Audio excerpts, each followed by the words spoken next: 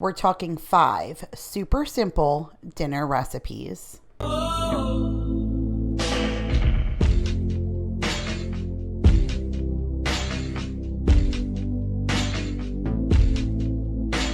Hey guys, Kira here from 50 Shades of Mom, tips for all shades of a mom life. And in today's video, I have 5 super simple dinner recipes to share with you guys. And all 5 of these recipes came from Every Plate. This is not a sponsored video, although I always do share my personal link with you guys down in the description box. I use them on a monthly, if not a weekly basis, you guys, because I just love their simplicity of their recipes. And I love being able to share them with you guys because then you guys can go ahead and just use these videos to recreate them at home without even going ahead and getting a box of your own. So I have great recipes to share with you guys today. Plus I'm pulling our giveaway winners. So I hosted a giveaway over on Instagram, giving away 3 free boxes. So if you guys don't follow me on Instagram, you want to go over and head over there and check me out, 50 Shades of Mom. But I do host giveaways and share with you guys more of a real-time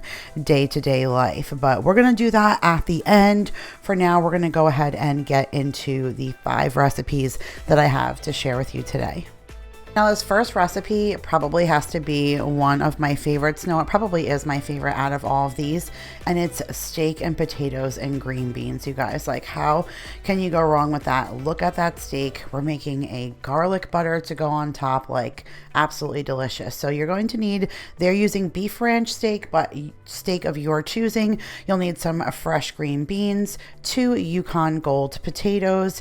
You'll need a shallot. They sent a packet of mayo because you're actually going to make potato wedges, and they give you the mayo to dunk in, which I love that because I love mayo to dunk on my fries. And then they give you 2 seasoning packets, some red chili pepper flakes, some fry seasoning, and then we're also going to need some garlic. So there's our garlic all shelled, our potatoes cut into wedges, our shallots cut, and then we have a small piece of tin foil that we're going to use to roast the garlic. So you're just going to go ahead and grab those potato wedges and get them onto a sheet pan, and then we're going to coat them with olive oil and salt and pepper. It's unbelievable how well potatoes will roast simply with just using olive oil, salt, and pepper.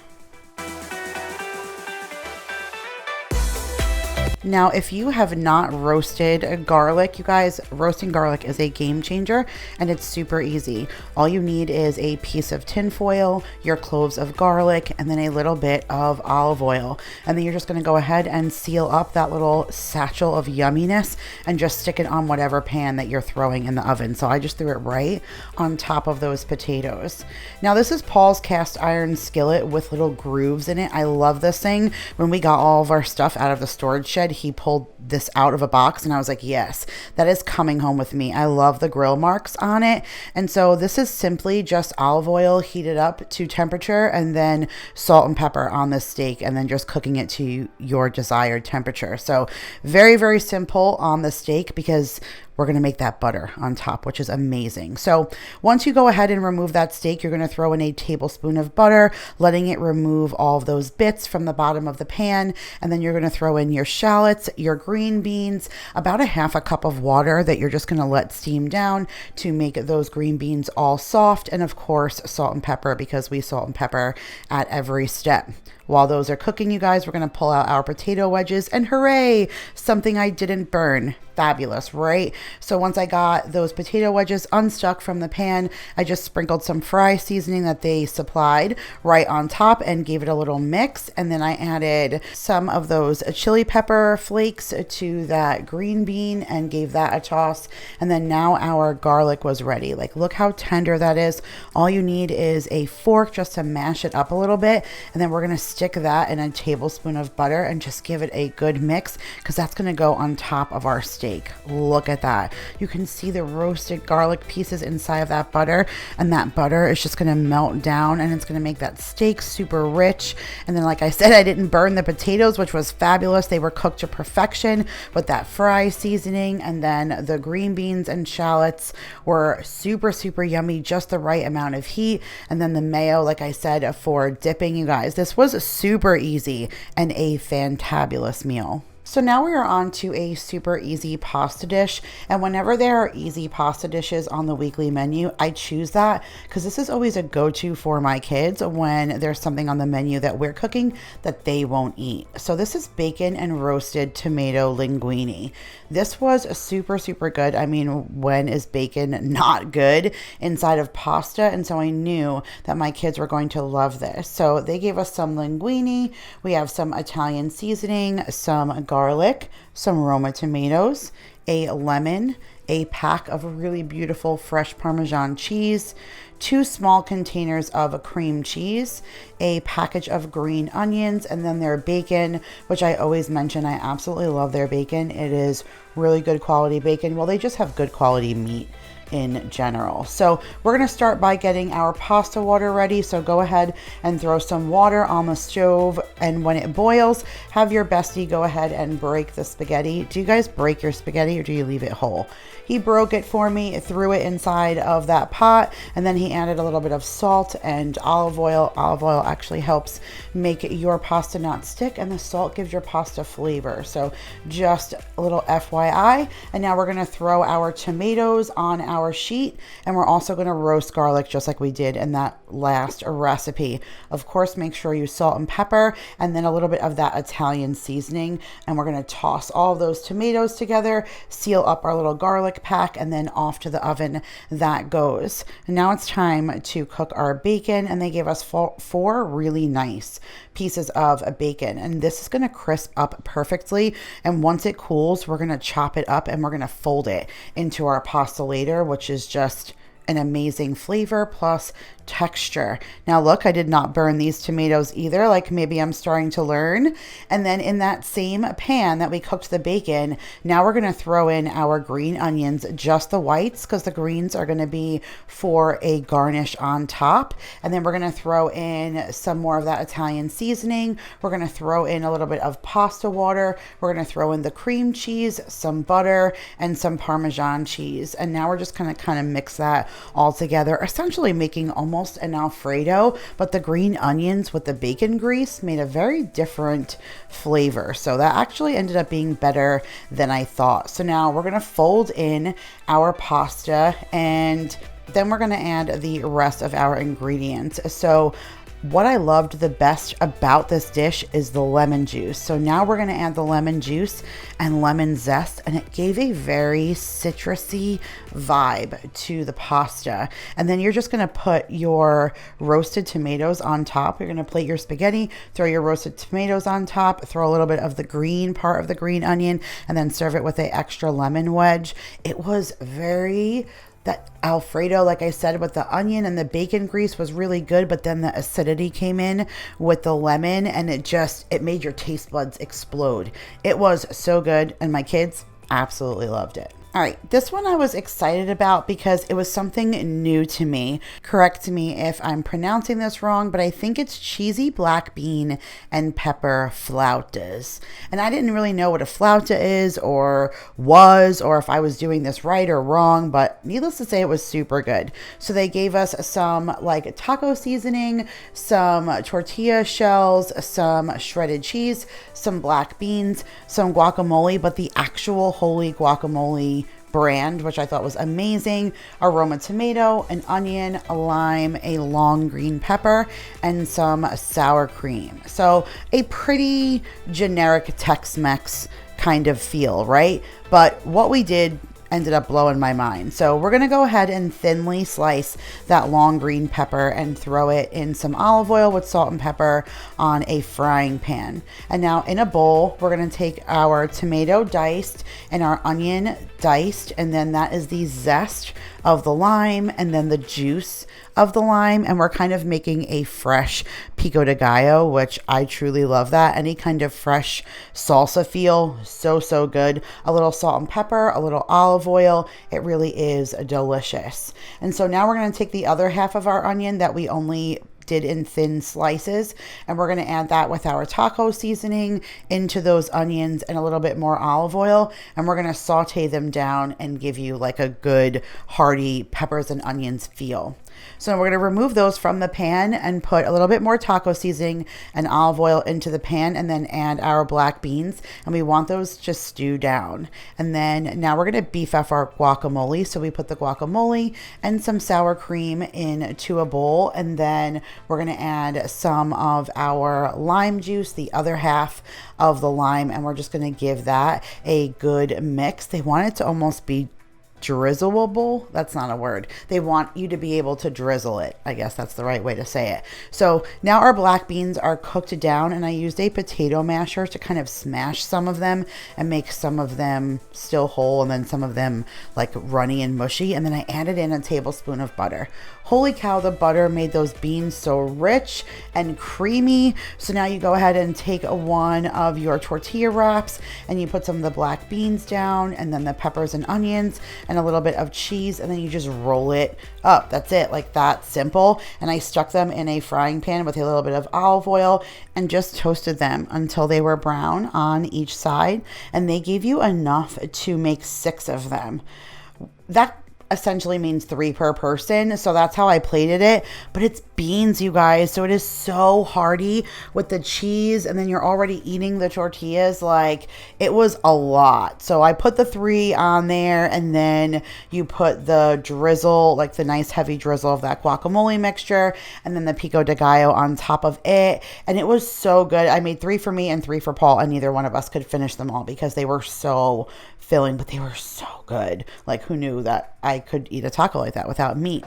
All right, so another pasta dish and another super easy one. So this is Tuscan herbed chicken, and it said it was supposed to be a little bit spicy, but it really was not. And my kids love this. Again, another go-to pasta meal for my kids. And look at the ingredients, you guys. It's pretty much nothing. I'm sure you guys have this in your house right now. So you need some garlic, some cream cheese. You need this Tuscan heat spice, but they write on the label what it is. So it says it's garlic, basil, rosemary, red pepper, ground fennel, and oregano. So, and it's only a tablespoon of all of those things. So you could recreate this easily at home, and you don't even need their packaged spices. So then you need a Roma tomato, some boneless skinless chicken breast. We have some linguine, and then that really hearty Parmesan cheese that they give that I absolutely love. So we're going to stop right here for a minute talking about every plate, and we're going to talk about these pots, you guys. So these pots were sent to me completely for free. They just asked me to give them a try and let them know what I thought of them. I didn't even have to share them in a video, but we can't stop talking about these pots. Now, I'm usually the one who does most of the cooking in the kitchen, but Daryl recently has been cooking on his days off and trying to help out a little bit more around the house so I can get some extra things done coming into my super busy season. So he's been cooking with these as well, and it is completely mind-blowing, you guys. These things are so awesome. So they are super nonstick. Like, I burn everything, I tell you guys that. And I burned cranberry sauce, like I was making homemade cranberry sauce, and I stuck it underneath the water, and it literally just like ran right off. This handle almost feels like silicone, but it's called a Bakelite, so it stays cool while you're cooking, but it's comfy to hold. Like, it literally feels like silicone. I can't explain it. And then they have this like silvery thing on the bottom. I'm not even exactly sure what it is, but everything heats perfectly on the inside. Like, it has really good distribution. There's no one side of the pan cooks hotter than the other. Like I said, everything is super nonstick. It is super thick. It all comes with these tempered glass lids, which I really loved because they vent, so they never fog up. So you can literally see inside the whole time that you're cooking. So this is called the Kosh Red Granite System nonstick cookware set. Besides all 11 of these pans with the lids, it also comes with a 5-piece heat resistant set of utensils. So these are sold right on Amazon for a completely affordable price. So I'll make sure to leave it linked down below if you guys want to check it out. The holidays are coming, so this would definitely make a great gift for a loved one or for yourself, because you guys, you can tell that I didn't have these pans in the first set of recipes that I started cooking, and then you really won't see any other pan in the rest of this video moving forward, or really in any video. If you guys know me, I love my copper pans, and my copper pans are collecting dust because these things are amazing. So make sure you click that link and check those pans out below. All right, so now back to our recipe, and we're gonna focus on our chicken now. So we're gonna leave those chicken breasts whole. We're gonna throw them in a bowl with a little bit of olive oil, our chopped up garlic, and then that Tuscan heat spice. And we're just gonna turn it over and over in the bowl, trying to get a good base and flavor on each side. When your water starts to boil, go ahead and break that linguine and throw it in. And then now we're throwing that frying pan onto the stove with a little bit of olive oil. And we're going to go ahead and cook the chicken right here in the frying pan. You guys, when we flip this over, look at the crunch. I've never done garlic like this on chicken. I thought that was too much. And I was like, this recipe cannot be right.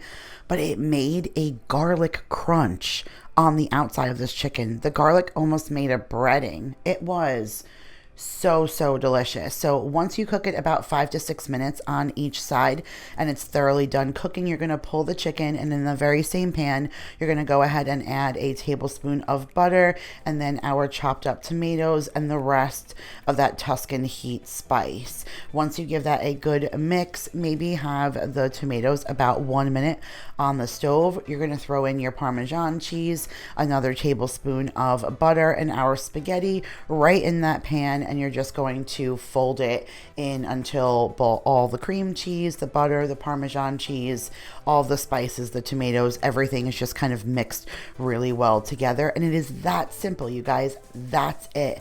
We cut our chicken and just threw it on the side. There was a little bit of extra Parmesan cheese for you to go ahead and throw on top. And wow, you guys, like I said, not spicy, but just a really yummy, creamy spaghetti with chicken on the side. Pasta and chicken, like you're talking my kids' language. So I was very impressed with this dish. And again, all these ingredients I have in the house most of the time, so I can just go ahead and recreate that at any time.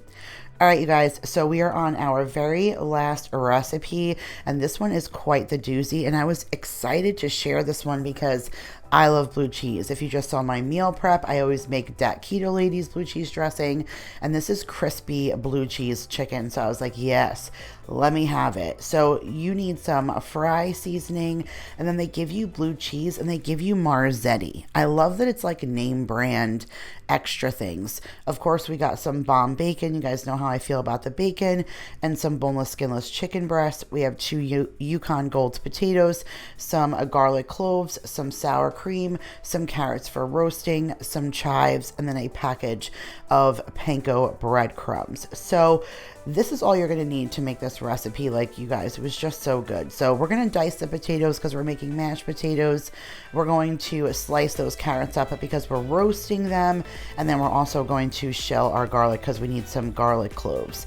So on one sheet pan, we're going to go ahead and throw that bacon. And on that very same pan, we're going to throw our big, thick chicken breasts that they provide. And you're going to do half of the blue cheese dressing between both of them. You're going to save the rest of the dressing so that you can dip your chicken into it later. But you're just going to give the chicken a nice coat with that blue cheese. And then you're going to take a tablespoon of butter, melt it in a ramekin inside of the microwave, and then add your panko breadcrumbs to it and give it a really good stir. It's just to make your crust stick to that blue cheese and give it that yummy golden buttery flavor. So you're going to split your breadcrumbs in two, and you're going to put the breadcrumbs on each chicken breast and then sprinkle some salt and pepper and then a little bit of that fry seasoning. And I just kind of patted everything down so it would all kind of stick to the top of those breadcrumbs.